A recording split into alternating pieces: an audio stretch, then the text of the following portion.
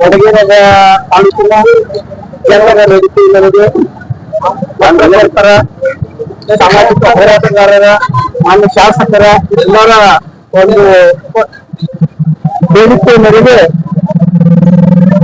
ಮಾನ್ಯ ವ್ಯವಸ್ಥಾಪಕ ನಿರ್ದೇಶಕರು ಕಲ್ಯಾಣ ಕರ್ನಾಟಕ ರಸ್ತೆ ಸಾರಿಗೆ ಸಂಸ್ಥೆ ಅವರ ನಿರ್ದೇಶನದ ಪ್ರಕಾರ ಇವತ್ತು ವಡಗೇರದಿಂದ ಬೆಂಗಳೂರಿಗೆ ಹೊಸ ಮಾರ್ಗವನ್ನು ಪ್ರಾರಂಭಿಸಲಾಗಿರುತ್ತದೆ.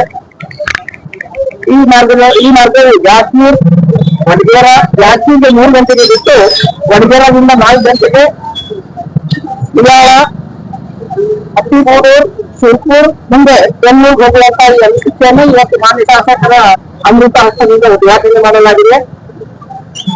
ಈ ಭಾಗದ ಪತ್ರಕರ್ತರ, ಸಾಮಾಜಿಕ ಹೋರಾಟಗಾರರ ಮತ್ತು ಮಾನ್ಯ ಶಾಸಕರ ಒಂದು ಪ್ರಯತ್ನದ ಫಲಶಕ್ತಿ ಇವತ್ತು ಅನುಸೂಚಿ ಪ್ರಾರಂಭಿಸಲಾಗಿರುತ್ತದೆ. ಈ ಭಾಗದ ಜನರಿಗೆ ಬೆಂಗಳೂರಿಗೆ ಮತ್ತು ಶಿರ್ಪುರ್ ಮತ್ತು ಬೆಂಗಳೂರಿಗೆ ನೇರವಾಗಿ ಸಂಪರ್ಕವನ್ನು ಕಲ್ಪಿಸ್ತಾ ಇದ್ದೇವೆ. ಇಲ್ಲಿ 4 ಗಂಟೆಗೆ ವಡಗೇರ ಬಸ್ ನಿಲ್ದಾಣಕ್ಕೆ ಬೆಳಗ್ಗೆ 7 ಗಂಟೆಗೆ ಬೆಂಗಳೂರನ್ನು ತಲುಪುವ ಈ ಅನುಸೂಚಿಯನ್ನು ಇವತ್ತು ಶಾಸಕರು ಉದ್ಘಾಟಿಸಿದ್ದಾರೆ.